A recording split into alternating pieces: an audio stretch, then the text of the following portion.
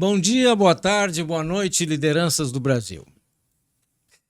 Ele é recordista das quadras, mas sua maior missão é garantir que outros corações continuem batendo forte. Eu sou Sérgio Zimmermann, arquiteto e consultor. Olá, sou Martina Rodrigues, advogada e consultora. No mês de janeiro dourado, que estamos gravando nele, dedicado à conscientização da saúde cardiovascular, recebemos um médico que une a teoria da academia com a prática do esporte.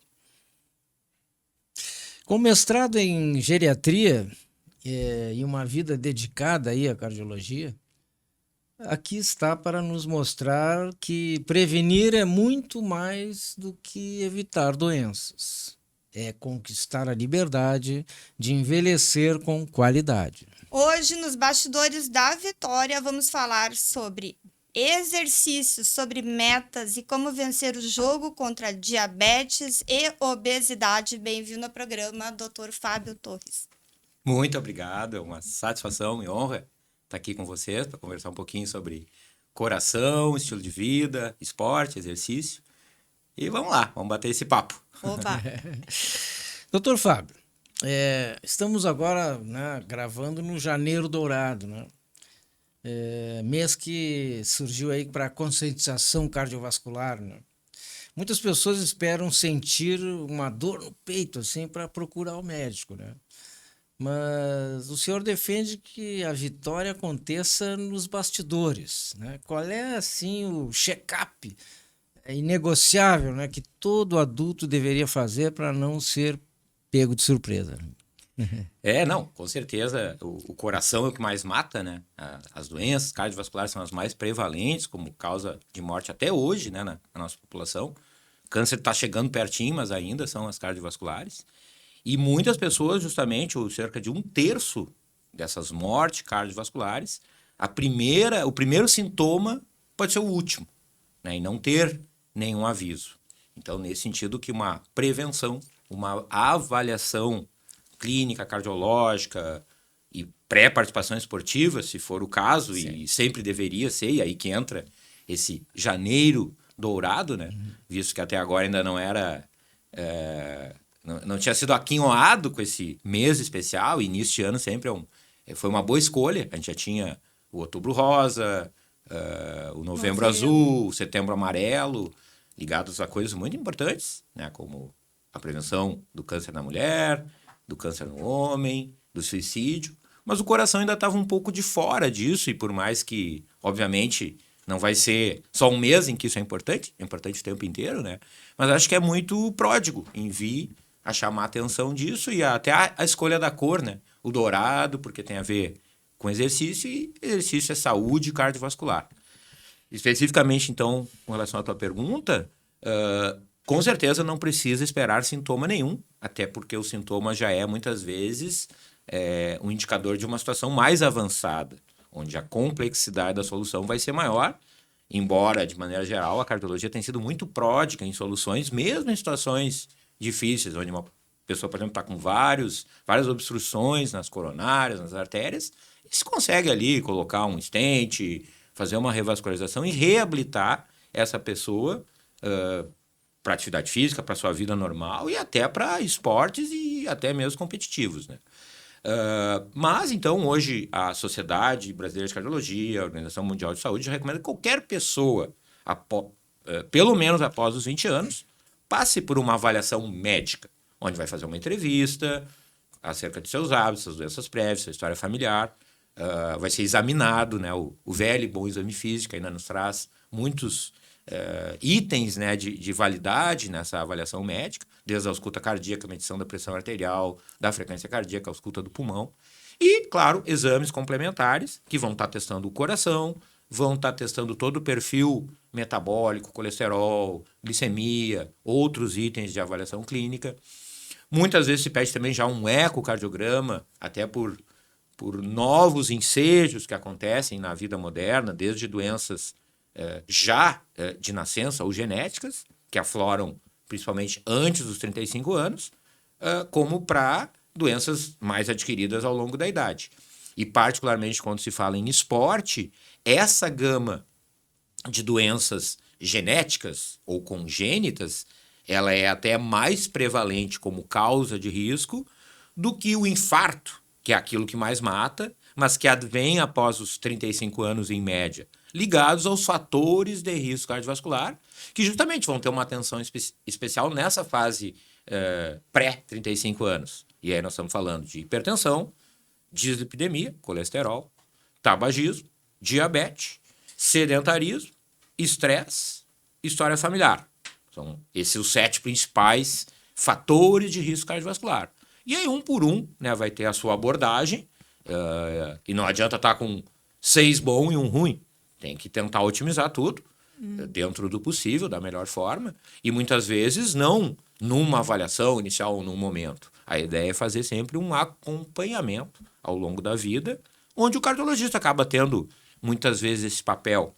E exatamente por essa razão que eu acabei escolhendo em fazer uma complementação da minha formação de cardiologista com mestrado em geriatria, preocupado justamente com esse envelhecimento das pessoas, né? Eu tenho muitos pacientes já a essa altura que acompanho há 20, 30 anos. Começaram com 50, estão com 80, começaram com 40, estão com 70, e a gente vai se acompanhando uns aos outros, né? De maneira que eu vou envelhecendo também, tendo essa experiência, né, com o envelhecimento das pessoas. E a gente, como médico, também está sempre aprendendo nas consultas, né, com as pessoas, a ciência está evoluindo. E essa ideia, então, dessa prevenção. Eu, por exemplo, costumo, a base desses exames, pedir, principalmente os de imagem, a cada 2 anos, para manter, assim, uma guarda. Independente da idade. Claro, as coisas vão se acentuando após os 35, após os 40. Eu gosto muito de categorizar, né? Esse aí é juvenil, dá para fazer menos coisa. Esse já está no master, usando a terminologia do esporte ali, né? Claro que o veterano vai merecer mais cuidados, um rol maior de investigação, dependendo, claro, de todas essas situações que tu vai coletar desde a anamnese, exame físico, e a gente vai pesquisar também de forma pertinente, de acordo com esses dados, né? Não é um pacote normal, um pacote igual, né, para todas as pessoas, mas aquela velha premissa, né? Cada paciente é um paciente, não existem doenças, e sim doentes, e aí que cada pessoa vai ter a sua individualidade, mas dentro de um padrão, né, baseado na medicina de evidência científica, medicina baseada em evidência, né, que é muito importante para a gente, justamente, procurar tomar a maioria das medidas dentro dessa evidência científica e, eventualmente, aquilo que não tiver uma evidência completa, usar a melhor evidência e, se não houver nada, usar o bom senso. Mas sempre tu, justamente, escalonar e saber que cada medida vai ter o seu peso e o seu respaldo de acordo com essa validação, mas procurar não fugir muito, né, dessa bíblia que a gente tem, que é a literatura médica em geral. Claro. Mas, doutor, o senhor tem um histórico de quase 5.000 jogos de futebol. Usando essa sua experiência prática, como o senhor explica para o paciente no consultório que a prevenção não é um evento isolado, mas uma questão de constância e regularidade, exatamente como um campeonato de pontos corridos?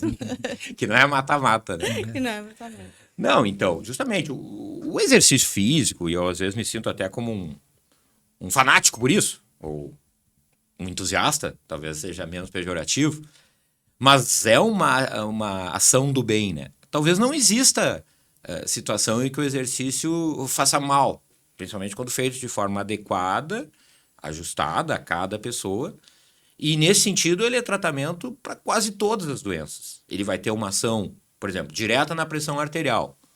Se uma pessoa fizer dia sim, dia não, existe um estado de vasodilatação gerado pelo óxido nítrico produzido no exercício que vai garantir ali uma certa redução de pressão durante 48 horas. De maneira que se fizeres regularmente dia sim, dia não, 3 vezes por semana, coisa assim, já vai ter esse efeito direto na pressão. Perda de peso, redução da glicose, redução do colesterol, redução do triglicerídeos, aumento do colesterol bom, questões ligadas à parte psíquica e bem-estar mental, toda a parte muscular. Então, com certeza, a prática de exercício físico ela não deve simplesmente ser sugerida pelo médico, e sim realmente estimulada, exemplificada Gamificada, porque também alguns estudos recentes têm mostrado que a gamificação da atividade física, ela é favorável no engajamento. E o engajamento ele vai garantir essa continuidade, essa regularidade e com o seu efeito a longo prazo. Claro que tudo não se encerra aí, eventualmente vai ter outras necessidades, mas isso sempre cai bem. E o que a gente vê constantemente é que, sei lá, 70%, 80% das pessoas, principalmente aquelas que muitas vezes consultam, né, não estão imbuídas disso. Eu acabo de vir ali do consultório e teve praticamente duas situações ali de 2 jovens, entre 20 e 30 e poucos anos, em que eu fui muito insistente nessa situação. Tem que ser tanto, a gente pode agora explorar o quanto é saudável, né? Qual forma e qual quantidade, mas realmente a gente tem que tentar estimular isso. E a partir dessa minha experiência com atividade física e futebol, onde, na verdade, desde os 16 anos, eu adotei o hábito de registrar em papel todas as minhas atividades físicas, incluindo os jogos de futebol, pelada, campeonato, qualquer jogo que eu participar. E isso acabou, então, formando essa lista extensa de 4.750, tá fechando jogos, e mais os subsequentes gols é uma consequência de jogar, né? Mas eu tenho enfatizado que o mais importante é esse volume de atividade física, que ele representa exatamente aquilo que a gente recomenda. Se a gente plotar isso ao longo dos anos, nas semanas, número de dias, seria exatamente esses 100 e tantos minutos, se recomenda 150 minutos de atividade aeróbica. Eu já ia te perguntar isso, porque tu falaste assim, eu sou um fanático, né? Quem não é um fanático? Uma pessoa média, né? Um mediano. O que seria legal durante uma semana ali? 7 dias? Então, Atividade. 150 minutos de atividade aeróbica. Tá. O que é atividade aeróbica? Uma atividade que atinja 60% da intensidade máxima. Perfeito. Traduzido também 60% da frequência cardíaca máxima. Há algumas variações, mas é mais ou menos por aí. Ou seja, uma pessoa que consegue correr numa ergometria até 10 km por hora, significa que 6 km por hora é o ponto mínimo de exercício para trazer todos esses benefícios que eu citei ali anteriormente. Ou seja, 6 km por hora é uma velocidade de caminhada. Então, essa pessoa basta caminhar 3 vezes por semana 50 minutos, ou 5 de 30, ou 4 de 40, e fazer esse pacote, 150 minutos, mais reforço muscular e alongamento. E no momento que tu está controlando isso, seja medindo a distância, controlando o tempo, ou medindo... Tu está gamificando. Então, quando me refiro a gamificar, Entendi. é ter alguma forma de controle isso. Se quiser fazer aula, jogar algum esporte, entrar em campeonato, entrar na seleção brasileira de médicos master, que é o meu caso ali, ótimo, isso só agrega, mas também não é obrigatório. Se a pessoa quer fazer o pacote mínimo... A ideia que eu falei hoje até para essa minha paciente tenta te apaixonar, porque no momento que a pessoa gostar, isso aumenta a chance, né, de êxito nessa prática. E também evitar o exagero, né? Assim como tem mínimo, tem máximo. Se fala em 300, de 150 a 300 minutos. Então isso acontece muito com maratonistas, por exemplo. Começa a fazer um treino de tipo 100 km por semana, com certeza tu vai passar dos 300 minutos, seriam 6 horas na semana, né? Quando a gente fala 150 minutos na semana, é bastante, mas não é tanto. É 3 vezinhas de 50. Se você não tem esse tempo, tem alguma coisa errada na sua vida. Então, eu diria, tem que arrumar esse tempo, assim como a gente tem tempo para ir no banheiro, para tomar banho, para se alimentar, tem que ter, dia sim, dia não, uma horinha ali para se dedicar a alguma coisa. E se puder arrumar alguma coisa que tu tenha prazer, e muitas vezes isso aí, esse tempo eu recebi uma postagem muito interessante sobre futebol. Não é só jogar futebol. Quando joga futebol, primeiro tu tem que usar um monte do teu cérebro, linhas cognitivas, né? Para jogar, para dar o passe, para chutar, tem toda a questão social, né? Tu vai ter um grupo, tu vai ter interações, tu vai ter que administrar vaidades, ciúmes e coisas assim, isso faz parte de um grupo. Vai ter o pós-jogo, o pré-jogo. Isso também eu vejo a minha esposa, por exemplo, joga beach tênis. É a mesma coisa do futebol, só que com a mulherada ali, e não só de mulheres, tem homens também que jogam, né? Mas eu particularmente sempre acho o beach tênis um ótimo esporte no feminino. Porque justamente futebol não tem toda aquela tradição, né? E eu vejo quem está engajado hoje no beach tênis vê agora. Hoje a minha esposa talvez veja melhor essa minha paixão por futebol. Ela tem, embora ela sempre foi muito companheira de futebol, até tem a Bibiana, um beijo pra Bibiana. Nossa treinadora, hoje eu consegui o suprassumo que a minha esposa vai nos jogos e se coloca ali num papel de treinadora no meio campo, fica gritando. Isso é o máximo para mim, né? Tá envolvendo a família. E então é isso, essa união, né, de uma coisa que não precisa ser desprazerosa, pode ser muito prazerosa e vai ser muito útil para o coração, de maneira que fique interessante, né, para todo mundo. Essa é a ideia que eu tenho tentado propagar, não é nenhuma novidade, mas como veio esse ensejo aí recentemente desses gols, eu tenho aproveitado para bater bastante nessa tecla. Perfeito. Você que está assistindo agora já sabe, depois de curtir, comentar, se inscrever, desliga e vai para academia. É isso aí. E aí antes sempre é importante, isso que entra o Janeiro Dourado, é a recomendação fazer uma avaliação pré-participação. Claro. Porque justamente sempre existe o risco de tu teres alguma coisa que não sabe e ter algum problema, né? Por mais que a atividade física seja de baixo risco e não impeça de ir começando, mas sempre procurar, não precisa ser um condicionante, mas deve estar agregado, né, uma avaliação médica, nem que seja um check-up, onde talvez qualquer pessoa devesse, independente dessa avaliação pré-participação. Na verdade, um check-up e uma avaliação pré-participação é a mesma coisa. Do ponto de vista médico, a gente vai estar procedendo os mesmos tipos de exame, a mesma forma de avaliar. Tá. Doutor Fábio, falando sobre o que a gente não vê, né? A obesidade, a diabetes costumam causar, assim, o que a ciência chama de inflamação silenciosa, né? Como essa inflamação age como um indivíduo, assim, né? Como um inimigo infiltrado nas artérias e por que ela é tão perigosa, assim, para o coração, mesmo quando as pessoas estão se sentindo bem, né?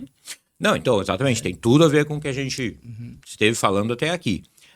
A maior causa de morte são as doenças cardiovasculares. Por quê? Porque as artérias, com o tempo, vão criando obstruções, placas, né, de gordura, cálcio, até plástico, se junta ali. E, inicialmente, uma obstrução leve, que não vai causar sintoma, porque não vai reduzir o fluxo daquele vaso sanguíneo, seja para o coração, seja para o cérebro ou para outros órgãos, de maneira que vai produzir sintomas. E aí, quando ocorre algum fator inflamatório, como, por exemplo, uma virose, um Covid, uma gripe, uma doença inflamatória sistêmica, uma pneumonia, ou mesmo em situações como a obesidade e diabetes, onde isso já está intrínseco, pode haver, então, uma inflamação, né, dessa obstrução, dessa placa aterosclerótica, que fica como se fosse uma casca de ferida. Então, tu imagina um cano com uma crosta dentro desse cano, e essa crosta, ela tá como se fosse uma casca de ferida. E ali, então, a qualquer momento, mediante algum fator inflamatório, que pode ser até um exercício extenuante, ter a formação de coágulos em cima dessa placa, obstrui a artéria de forma aguda e aí vem o infarto. O infarto, tanto do miocárdio quanto cerebral, ou outros infartos, até intestinal, outras situações, mas a que mais mata é o coração. Sim. Porque um coração com um infarto, ele já tem 50% de chance de morrer na hora. E se não for atendido nas primeiras 3 horas, pelo menos. Quem é atendido tem uma boa chance de sair, 10%. Tem 10% de morrer e mais de 90% de chance de sobreviver, se for atendido. Sim. Porque aí tem que recanalizar a artéria de forma aguda, seja com remédio ou com angioplastia, né? Só que aí já é tarde, né? Sim. E isso poderia ter sido visto bem antes. Essa verificação bem antes, se for uma avaliação mais grosseira, eventualmente não vai detectar essas placas de gordura ou esses fatores de aterosclerose, inflamação. Entretanto, te deve buscar essa avaliação para justamente contemplar isso. E aí, se eventualmente, por exemplo, alguém já tiver alguma plaquinha de gordura em alguma artéria que a gente consiga detectar, já vão ter medidas, aí sim, farmacológicas, além dessa parte de estilo de vida, exercício e também alimentação e outras coisas, né? E aí que tá, então, é um mundo, né, de situações em que se tem oportunidade de prevenção. E muitas vezes, quando a gente detecta isso, o paciente se lamenta. comigo, eu não imaginava que eu ia ter que tomar remédio. Mas, na verdade, talvez a interpretação disso, pessoal dele, devia ser outra. Graças a Deus eu estou tendo a oportunidade de achar alguma coisa que eu posso, de alguma maneira, ter um antídoto, né? Claro. Perfeito. Mas enquanto tu toma uma aguinha, eu vou mandar um abraço especial para nossa audiência, para Vera Lúcia de Cuiabá, Pietro de Niterói, pro Santiago no México e pro Pierre em Paris. Aproveito para informar que os nossos e-books Personalidades Vitoriosas, Winston Churchill, Dom Pedro II, Pai, os Fundadores da América, e da série Caminhos da Vitória, Plano de Mandato, Guia Prático para sua Vitória e Persona Política já estão disponíveis no site da Amazon. E lembro você que quer sair candidato nas eleições, ainda temos vagas no nosso contrato de mentoria, que são personalizados para te levar rumo à vitória. E eu queria aproveitar para os nossos agradecimentos aos parceiros, SBS Engenharia Limitada, solidez que inspira confiança, grandes obras, grandes realizações, Facas Dom Cássio Selaimen, facas com alma, use com orgulho e guarde por gerações, Mari Incorporadora, construtora referência na capital, na serra e no litoral em empreendimentos imobiliários, Beck de Souza Engenharia Limitada, 38 anos de engenharia consultiva. Ciceport, Sindicato da Indústria da Construção de Estradas, Pavimentação e Obras de Terraplanagem em geral. Juntos somos mais fortes. E vocês, através do nosso QR Code. Mas, doutor, retomando, para termos clareza nos objetivos, quais são as metas de ouro que todos deveriam perseguir? O que o senhor considera hoje os números ideais para pressão arterial, glicemia e colesterol para quem quer garantir uma vida longeva? Isso aí, vamos lá. Então, começando pelo colesterol.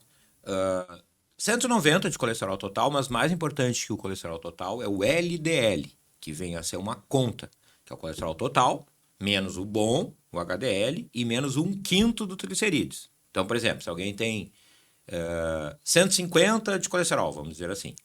Tem 30 de HDL, que seria baixo. O HDL, o ideal é estar acima de 40, quanto mais, melhor. Esse é o bom. O bom limpa, porque ele é uma partícula pequena, e o ruim, que é o LDL, suja. Gruda, né, as crostas lá nas artérias. Então, tem 150, que até não é muito alto. Fiz um número baixo para fazer um exercício matemático aqui. Desconta 30, 120. Aí vai depender do triglicerídeo. Se tiver um triglicerídeo super baixo, digamos, 20 de triglicerídeos. É raro ver até, mas pode acontecer. 20 dividido por 5, 4. Então, daquele 120, desconta 4. Tá. 116. Então, esse LDL, ele recentemente mudou. Historicamente, 130. Para quem não tem nenhuma placa de gordura por aí, que seriam os jovens, ou quem foi verificado, por exemplo, fez uma ecto carótida, tá limpinho. Após os 40 anos eu costumo pedir de rotina. Junto com a ergometria, só que a ergometria não vê essas placas pequenas. A ergometria só vê que não tem placas grandes, mas daí vai lá na carótida e vê as pequenas, ou faz uma angiotoma, alguma outra coisa, para detecção de aterosclerose subclínica. É pequena, mas não aparece. E aí esse paciente vai ter uma meta de 130 ou 115, a gente pode negociar, para 100. Já infartou, tem stent, tá todo... Já tem histórico. Aí é 70. Teve várias vezes eventos. Paciente reincidente. Até abaixo de 50. Então esse LDL é escalonado, que nem fosse a alíquota do imposto de renda, conforme a faixa de ganho. No caso, inversamente, né? Quanto maior o teu risco, menor vai ser esse LDL. Então, é um dos pontos em que a gente, se não na primeira avaliação, mas ao longo do tempo, tem que cumprir, de alguma forma, essa meta. Mais uma vez, quanto mais estilo de vida adequado, menos remédio talvez vai precisar. Se precisar remédio, não invalida continuar buscando estilo de vida, para que a coisa não escalone, né? Pressão. Ainda é abaixo de 14/9. Embora hoje de 12/8 a 13/8 é considerada a pré-hipertensão, ou normal elevada. Não é a ótima. Na verdade, esse dado ele advém de que pessoas com menos de 40 anos, com 120/80 e não menos, têm o dobro de chance de vir a ser hipertenso depois dos 40. Mas, na verdade, tudo bem. Se for, a gente vai pegar. Se a pessoa estiver fazendo um acompanhamento, não precisa se preocupar tanto com esse valor. Afora que essas pessoas com pré-hipertensão justamente devem passar por toda essa abordagem e deixar tudo certo. Quanto mais tudo bem, menos chance disso de fato ocorrer. Embora ao natural, o ser humano tende a ser hipertenso. Porque justamente após os 35 anos de idade, o rim perde a sua eficiência máxima de filtração cerca de 1% ao ano. Ou seja, uma pessoa com 60 anos já tem 25% menos de função, de excreção renal. Embora a gente viva bem com um rim. Pessoas doam um rim ou só tem um rim vivem bem também. E tomar água ajuda na questão da pressão? Não tem nada a ver. Não tanto. Tomar água é importante para a saúde, né? A gente deve se hidratar. Sim. Agora no verão mesmo, a gente vê as pessoas, aí até na ordem reversa, vê muito a hipotensão, até mesmo de pacientes que tomam antipertensivos. E a gente sempre orienta, mantenha uma boa hidratação para que isso mantenha o rim perfundido, todos os tecidos. Eu perguntei porque o idoso, ele costuma não beber água, não né? tomar água, né? Não, e às vezes o problema é estudar antipertensivo porque a pressão está alta, ele não toma água, desidrata e fica meio hipotenso. A hipotensão também pode ser perigosa, né? Existe a chamada curva J na hipertensão, onde a mortalidade aumenta quando ela está muito alta ou quando está muito baixa. Então a gente tem que cuidar, uma oscilação, então. Tem que ver para não ficar nem muito baixa nem muito alta, não por medida, mas dentro de uma média, né?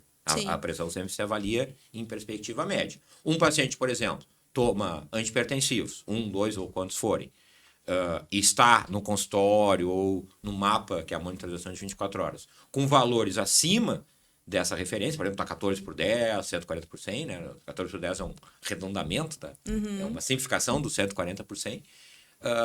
Não está na meta, a gente tem que, basicamente, aumentar a medicação para que isso ocorra. E todo esse controle, esse ajuste tem todo uma lógica, né? Onde tu vai começar com aumentar a dose, acrescentar outro e nunca trocar um pelo outro, a menos que haja efeito colateral. Glicemia, 99, sendo que tem uma intersecção também do pré, né, que seria entre o 99 e o 125, vai depender também da glicada, que é um segundo fator que se dosa ali. E justamente, se tiver uma glicose acima de 100 e já uma glicada acima de 6, esses pacientes já muitas vezes merecem um tratamento medicamentoso, mesmo que não seja o diabetes. É um pré, e se seguir os pacientes, doutor, eu não sei se eu tenho pré-diabetes ou diabetes, mas me deram remédio. Na prática, ele já está com intervenção, né? A gente, às vezes, é meio pragmático, como tu falasse. Para definir, a gente tem uma meta e tem que enquadrar, é sim ou não, vai, talvez, quem sabe, mas ter sempre uma definição desses objetivos, né? E esse trio, na verdade, é o carro-chefe, né, da cardiologia. É a pressão, o colesterol e a glicemia. Vem junto o peso, o IMC, né? Hoje o IMC tem ganho importância porque hoje a gente tem remédio e não tinha, né? E, de fato, esses remédios emagrecedores, que são do diabetes originalmente, as canetas emagrecedoras, embora tenha oral também, semaglutida, tirzepatida, realmente mostraram eficiência. E a gente não pode deixar de considerar o uso para pacientes que têm um IMC acima de 27, mesmo que isso, deu 28, vamos tentar, quem sabe, primeiro emagrecer de forma natural, onde, mais uma vez, exercício de forma fundamental, junto com a alimentação, né? Mas, se não, a gente pode lançar a mão desse recurso, né, para emagrecimento. Justamente, é muito importante trazer as pessoas para esse patamar, porque a obesidade aumenta muito, não só a inflamação, mas também a incidência de hipertensão, diabetes e dislipidemia, que é o nosso grande inimigo, né? E talvez junto com essas metas, que aí entra de novo para o fanatismo, né? Mas, na verdade, sedentarismo é um fator. E sedentarismo é um fator. E o tratamento do sedentarismo é exercício. Então, tem essa meta. 150 a 300 minutos de atividade na faixa dos 60% aeróbica. Se for uma faixa intensiva, inclusive conta dobrado. Por exemplo, uma partida de futebol, ela vai contar 50% dobrado. E aí vai depender o esporte, tal, a atividade. Complementado por reforço muscular e alongamento. Porque também muito tempo foi uma briga. Eu faço cardio ou faço reforço muscular? Na verdade, os dois. Não adianta só um. Se for só um, talvez eu ainda preferisse o cardio. Ele tem um efeito mais global e o cardio sempre mexe um pouquinho também com o músculo, dependendo qual exercício, né? Mas não adianta, vão ser 3 de cardio mais um, pelo menos, ou mais de academia e reforço muscular. Que aí também tem um link muito importante lá com a terceira idade, para que não haja uma perda de massa muscular, né? Uma sarcopenia, que justamente que a gente vê muito no consultório, as pessoas do coração vivem bastante. Mesmo que já cheguem meio detonadas, a gente consegue Sim, fazer mas muita acabam coisa. ficando com dificuldade Mas a parte de deambular, motor... E a né? parte motora acaba impactando na parte cardiológica, porque daí não faz atividade física, isso tu tem uma consequência, né? E também cognitiva. E também cognitiva porque a gente vê que a mente acompanha o coração, né? Essa questão do Alzheimer, e a gente vê que as pessoas com menos desenvoltura física acabam desenvolvendo um quadro demencial mais preeminente. Doutor, as doenças isquêmicas, né, como o infarto, ainda são as que mais matam, né? No calor do jogo, né, ou assim, no estresse do trabalho, né, o corpo dá sinais. E quais são aqueles sinais assim disfarçados, né, que as pessoas costumam ignorar? Né? Como é que, assim, o senhor como ex-coordenador de emergência, né, já viu chegar no hospital assim, né, a pessoa tarde demais, né? Como é que a gente pode fazer essa... A dor no peito. Com certeza, a resposta é a dor no peito. Tem desenvolvimento, mas Essa é uma isso dor. Tem qualquer dor, como ensinava o professor. Olha, eu estava falando no preâmbulo da entrevista do respeito aos professores, né? Acho que pode citar aqui, né, Martina? Pode. O pai dela, o professor Fernando Rodrigues, foi meu professor no curso de agronomia, que eu também fiz em paralelo à O medicina. senhor é bivalente, então, né? Pois é. Médico e agrônomo. É multiuso. Multiuso, Dá pra fazer até propaganda lá do Veja, lá. Se a coisa ficar ruim na medicina, vamos pro outro lado. Vai. A agronomia ela agregou bastante conhecimento também da biologia, dos seres, né? Sim. Então, eu sempre digo, a agronomia me fez ser, com certeza, um melhor médico, assim como ser médico também me ajudou a ter uma melhor compreensão da agronomia. Mas o professor Euler Manente sempre falava que qualquer sintoma entre o umbigo e o queixo, ele tem que ser valorizado. Tem que provar que não é um infarto. E aí, então, qualquer desconforto torácico, ele deve ser valorizado como uma suspeita, né? Seja no consultório, seja na emergência. Na emergência é um outro ensejo, vai ter que ser tudo rápido, com agilidade, porque justamente, eu tinha comentado que o infarto tem que ser atendido em 3 horas, e tem um lema, tempo é músculo. Porque quando obstrui a artéria, vai morrendo ali o território daquela área Deixando do de coração. O irrigar. coração tem basicamente 3 grandes artérias. E se entope uma, vai morrendo aquela parte. E aquilo é que pode gerar uma arritmia e uma morte súbita. E aí tinha uma figura que eu, muitos anos, dei aula na emergência da PUC sobre parada cardíaca, angina e tal. E tinha uma figura clássica onde era um caminho que acabava num abismo. E o início desse caminho, que era uma montanha, era uma pessoa sentindo um desconforto leve. No meio do caminho, esse desconforto aumentava. Até que chegava um momento, que era o crash, onde virava uma parada cardíaca. Então, quando alguém tem um desconforto agudo, e muitas vezes acontece, doutor, posso ir no consultório, eu tô com a dor no peito. Diz, olha, nesse caso, se tu tá com dor no peito, é melhor tu ir na emergência, porque lá, se tu estiver infartando, tu vai poder receber um atendimento adequado. No consultório, isso a gente não consegue. Se a pessoa teve uma dor e não está mais, acabou não indo procurar atendimento, ou não pôde, bom, aí sim é a hora de investigar no consultório. Então, dor torácica eu colocaria como carro-chefe e sempre devalorizado. Embora até a maioria, se a gente pegar no cômputo geral, a maioria das dores torácicas não vai ser cardíaca. Vai ser osteomuscular ou outras causas. Mas a gente não pode deixar passar aquelas que de fato são, né? E embora também muitos pacientes cardiopatas não vão ter sintomas. Então, a ausência de sintomas também não nos garante nada. Tem que fazer sempre a avaliação adequada. Outros sintomas que devem ser valorizados: falta de ar desproporcional, cansaço desproporcional, palpitações, tonturas. Sempre tem bastante confusão também com a questão da irradiação ou análogos da dor, ou, digamos, questões associadas à dor. A dor cardíaca, ela costuma irradiar pode irradiar para o membro superior esquerdo e para a mandíbula, também para as costas, ou para a boca de estômago. Mas geralmente quando é isoladamente, sem ter dor no peito, uma dor no braço, ou mesmo uma dormência no braço, pode até ser AVC, mas não pensa tanto em infarto. Mas quando tem essa dor associado a isso, e outra situação que chama bastante atenção é quando essa dor vem acompanhada de náusea e sudorese. Então, às vezes um paciente conta, olha, doutor, eu estava subindo a rua da praia, me veio uma dor forte no meio do peito, irradiou para o braço esquerdo, eu fiquei um pouco pálido e com náusea. Tu pode apostar que isso foi uma angina e que esse paciente deva ter uma obstrução coronária. E nesse paciente a gente tem que ser um pouquinho mais diligente também. Eu não vou pedir, talvez, uma ergometria para esse paciente, vou pedir um exame um pouquinho mais aprofundado, já pensando em desobstruir essa coronária. Independente dos remédios que vão ser usados, aí talvez ele já vai precisar de um stent ou até mesmo uma cirurgia cardíaca. Que é um recomeço. E não quer dizer que ali a vida acabou, né? Pelo contrário, ela recomeçou e dali para frente tá tudo bem e a gente vai cuidar direitinho, né? Perfeito. Pois quando eu jogava tênis, né, um amigo meu, parceiro, passou mal no jogo, né? Chama o médico, não sei o quê, leva para um socorro, não sei o quê. Resumindo a história, botou 2 stents. 3 dias depois estava jogando tênis comigo de novo.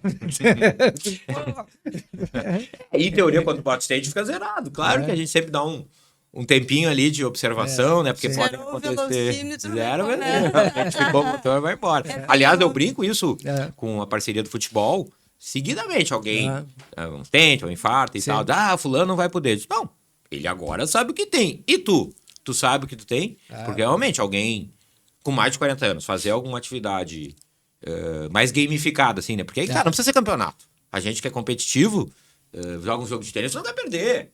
Sim. Não precisa estar inscrito na Copa do Mundo. E aí, na verdade, para participar disso, tu tem que ter uma avaliação. E aí, no mínimo, uma ergometria para saber que não pode ter problema ali na quadra. E aí a morte súbita é o grande risco. Né? É verdade. Perfeito. Mas, doutor, existe um mito, né, que após um diagnóstico de isquemia ou diabetes, a vida esportiva acabou. Como o senhor trabalha o tratamento moderno para mostrar que, com medicação correta e ajuste de hábitos, é possível até melhorar a performance do paciente?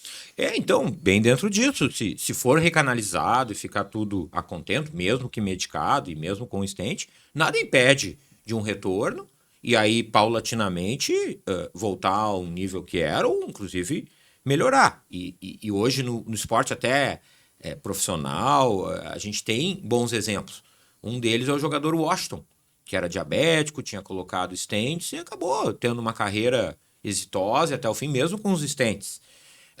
E na última Copa do Mundo, justamente teve um evento muito emblemático, que não tem tanto a ver com infarto, mas sim com arritmia e morte súbita, que foram 2 jogadores, um deles teve uma parada cardíaca em campo, que foi o Eriksson, da Dinamarca, e o outro um jogador da Holanda, que também teve uma arritmia, mas não teve um evento, e ambos com um desfibrilador, que é um aparelhinho que se coloca, que se tu tiver uma arritmia e uma parada cardíaca, ele vai dar um choque e tu sai inteiro.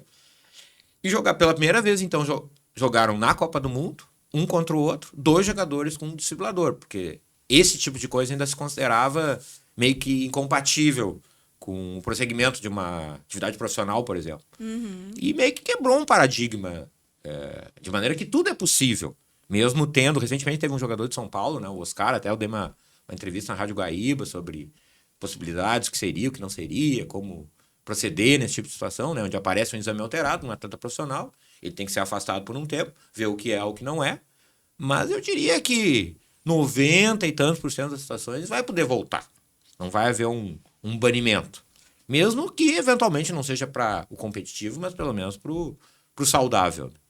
Não. Porque, na verdade, esporte competitivo às vezes não é tão saudável, né? Isso também é aquela coisa que a gente estava falando do limite do 300. O maratonista começa a treinar, vai mais do que 300.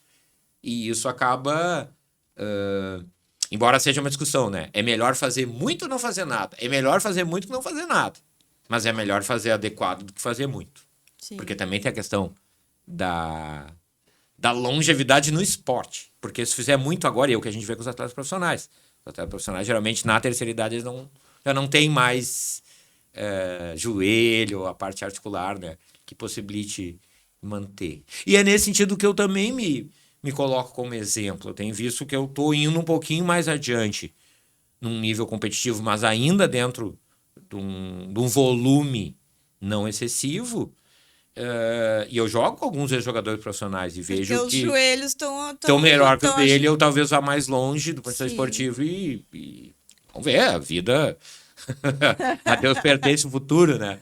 Mas estamos aí, estamos tentando testar esse exemplo enquanto propaga e ver se vai dar tudo certo. show.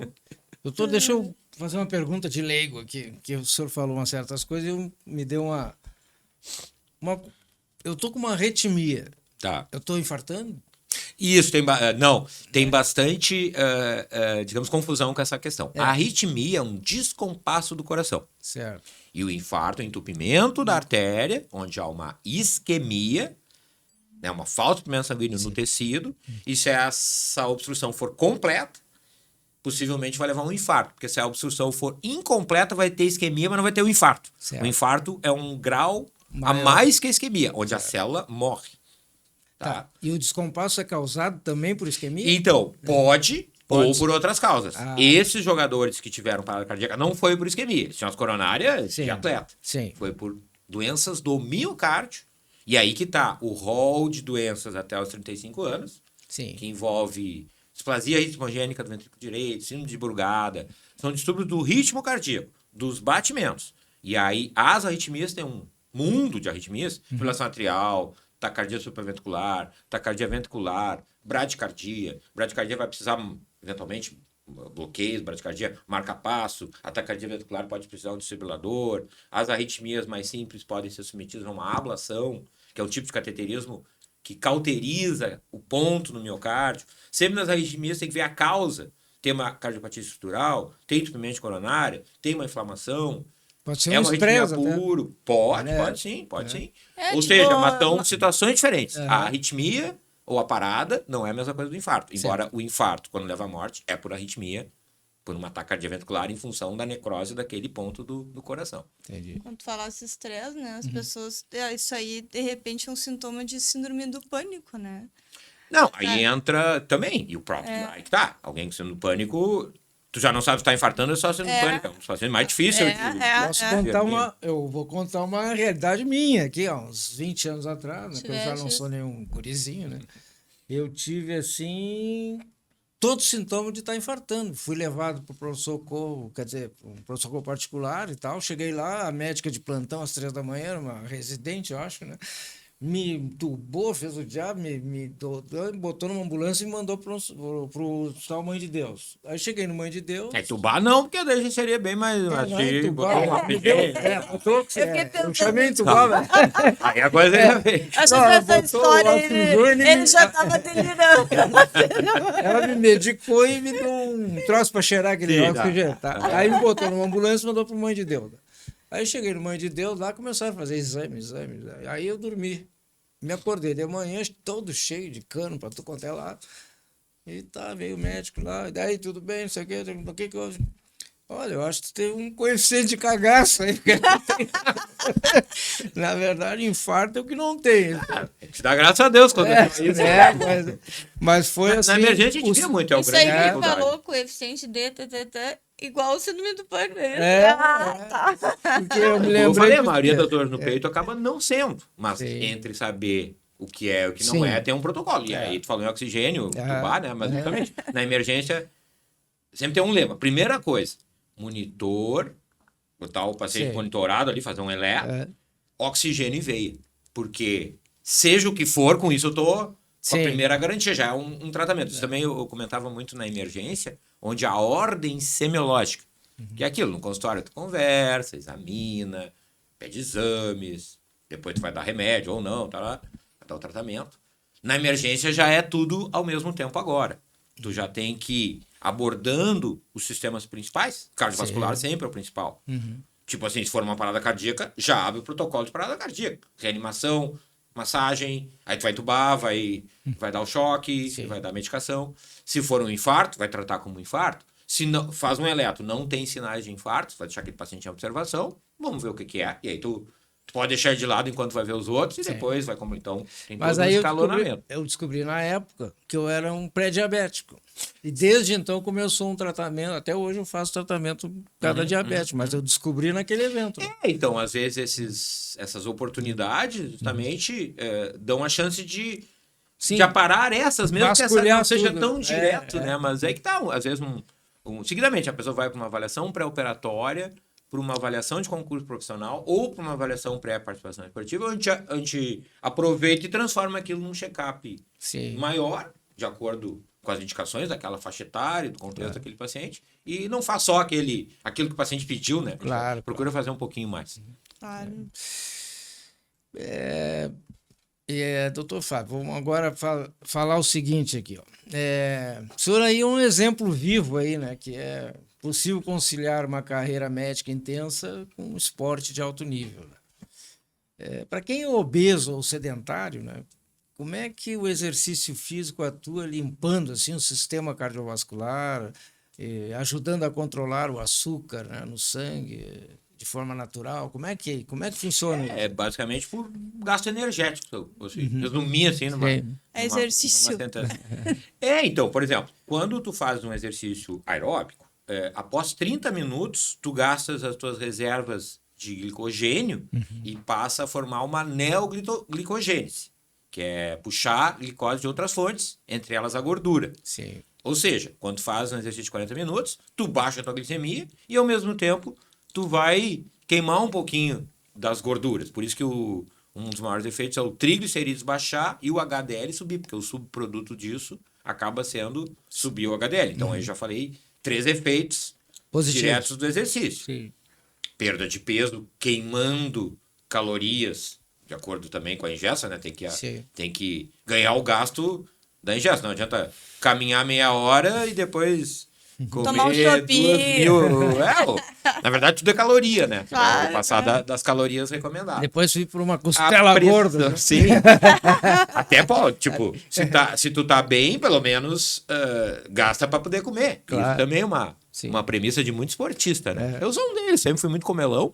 E o esporte veio lá na minha juventude, adolescência, desde a infância, mas sempre como uma forma, tô gordinho, vou... E foi aí que eu comecei a correr e anotar. Porque é muito comum entre os corredores anotar a distância. E eu comecei a correr porque eu estava acima do peso. E aí, começando a correr, eu comecei a anotar. E ao anotar, eu passei a anotar todas as atividades, incluindo o futebol. E hoje veio esse conceito da gamificação. Eu vi por que adiantou tanto para mim, porque sempre foi um estímulo para continuar controlando, fazer minhas estatísticas ali.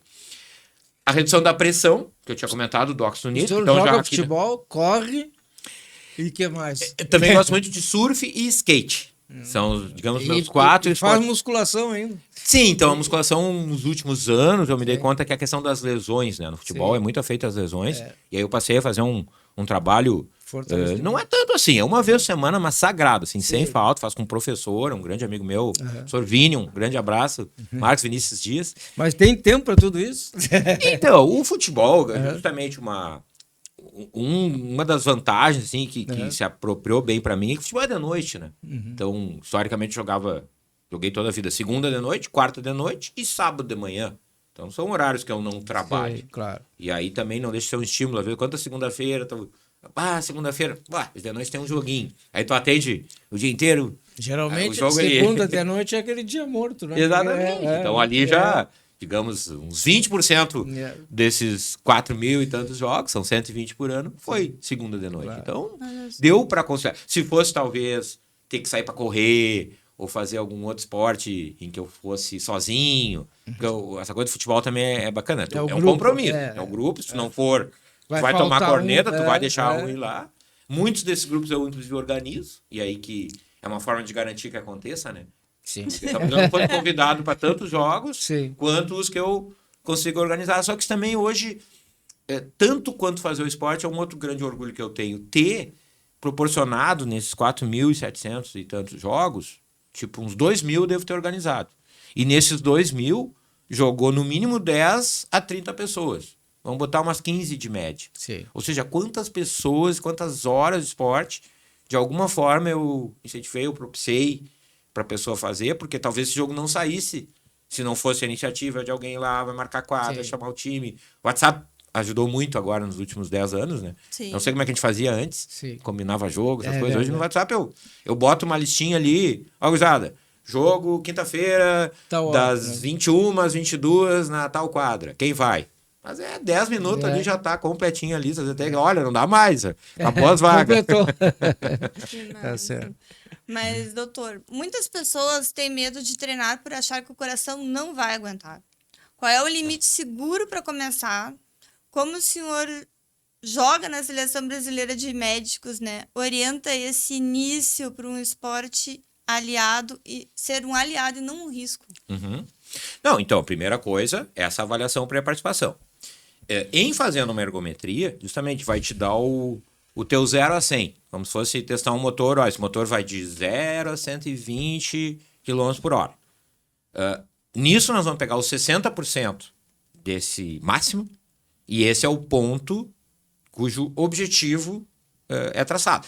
Então, por exemplo, falando em quilômetros por hora, alguém atingiu, acho que eu tinha comentado, 10 km por hora, vai ser indicado fazer atividades a 6 km por hora, que normalmente é uma caminhada. Então, tu vai dizer, olha, por enquanto é caminhada. 150 minutos por semana, 13,50 ou 5 de 30. 13,50 queima mais gordura que 5 de 30, porque justamente é aquela coisa do glicogênio. Aí vai depender se tá gordinho ou não tá gordinho, se tem tempo ou não tem tempo, o que gosta de fazer. Talvez não vá poder começar aí, mas esse é um objetivo para atingir. E sempre 12 semanas é um número mágico. 12 semanas é o tempo que o corpo demora a se adaptar aos treinamentos. E dali tu vai indo. Inclusive é muito comum caminhantes a caminhada deixar de ser suficiente, porque ele vai ter um incremento do seu preparo físico e a partir dali tu precisa evoluir, né? E daqui a pouco tu vai ter que correr, às vezes também tem uma limitação. Muitas pessoas não podem correr por excesso de peso, por questões articulares. Aí tu tem que achar uma alternativa, natação, bicicleta, outros esportes. E isso que eu queria comentar, eu ia falar quando eu falei Pilates. do beach tennis. O Pilates é excelente para a parte osteomuscular, mas não tem o cardio. Não tem o Então, cardio. beleza, Pilates, É. mas... Porque, eu tô fazendo Pilates. Não, mas não tá fazendo cardio. Mas esportes com raquete, eu quero fazer essa citação, porque também... Então, ao longo dos anos veio vindo todos esses estudos, né? Provando que o exercício é benéfico, que tem todas as situações que a gente citou, que tem que ser os 150 minutos, que tem que ter o reforço muscular, a gamificação, a diversificação dos esportes. É melhor fazer vários do que correr. Aí que também eu me senti recompensado de não ter jogado as fichas só num. Sim. Eu gostei de correr, participar de rústica, ter time de futebol, fazer nas férias meu surf, meu skate, e tudo completa, né? Mas os esportes com raquete, eles são os mais associados à longevidade. E não é à toa, porque eles são cardio, são aeróbicos, eles têm um componente de uso de toda a musculatura, tanto inferior quanto superior, tem um grau de valências cognitivas, que nem o futebol, né? E tem pouca lesão. E também tem esse componente social, onde tu vai jogar no mínimo com 2, às vezes com mais. Vai ter um grupo, vai ter um quarteto, como é no beach tênis. Então, eu tento estimular muito, embora não seja os que eu mais gosto. Até jogo com a minha esposa beach tênis. A gente faz um desafio ali de simples, para ela treinar pros jogos dela, né? E eu não gosto muito de 4 ali. Na verdade, eu me considero bonzinho no futebol e no beach tênis sou um pereba, então fica difícil. Eu tô muito competitivo. Ele não Mas consegue perder, eu né? sempre estimulo, assim, tá sem esporte, vai jogar o tal do beach tênis, porque é bem fácil, de maneira geral, aprender. E às vezes, na falta de opção, uma coisa que não dá lesão, tem justamente. Então, eu sou entusiasta de mandar jogar ou tênis ou beach tênis, que o beach tênis acaba sendo mais fácil. O tênis é um esporte difícil, né? O tênis é mais puxadinho. E é mais técnico, né? Eu larguei o tênis até porque comecei a me contundir muito. O piso é duro, é outra vantagem da areia, né? Braço, Eu acho que o beach joelho, tênis seria o esporte ideal. Natação e beach tênis, acho que são os dois esportes ideais em termos de não ter lesão mais light, assim. e ter... Mas, doutor, antes, estamos indo quase pro fim, mas dá uma olhada pra câmera aqui, passa o teu contato pro pessoal. Então, eu atendo num consultório na José Bonifácio, 519, conjunto 206, o telefone é 33327793, e também é possível marcar pelo aplicativo Doctoralia, onde procura ali meu nome, Fábio Alves Torres, cardiologista, e pode a pessoa mesmo fazer a marcação sem precisar ligar. Para quem mora em Porto Alegre, mas consulta online também, às vezes. Também, a gente Então, tá. consegue fazer. Qual é o número mesmo? 3332-7793. É isso aí. No seu mestrado de geriatria, o senhor estudou o envelhecimento, né? Hoje se fala muito que o músculo é um órgão endócrino, né? Qual é a importância assim, de manter a massa muscular para proteger o coração e por que o treino de força é tão vital quanto o aeróbico assim na maturidade, né? Nós já meio que falamos um pouquinho disso, mas vamos falar bem especificamente. Não, perfeito. Isso é um conceito que também veio evoluindo e nos últimos anos ganhou bastante corpo. Dessa questão da sarcopenia, perda de massa muscular com envelhecimento. E justamente na prática eu tô vendo muito isso no consultório, né? Então as pessoas, justamente pelo avanço da cardiologia, tem passado bem, ninguém... É muito raro um paciente que a gente acompanhe infartar ou ter maiores problemas do coração, mas se não, problemas osteoarticulares, dor, artrose, impossibilidade, inclusive, de prática de atividade física por não ter feito a vida toda, ter um grau de perda muscular e chega um ponto em que é muito difícil recuperar.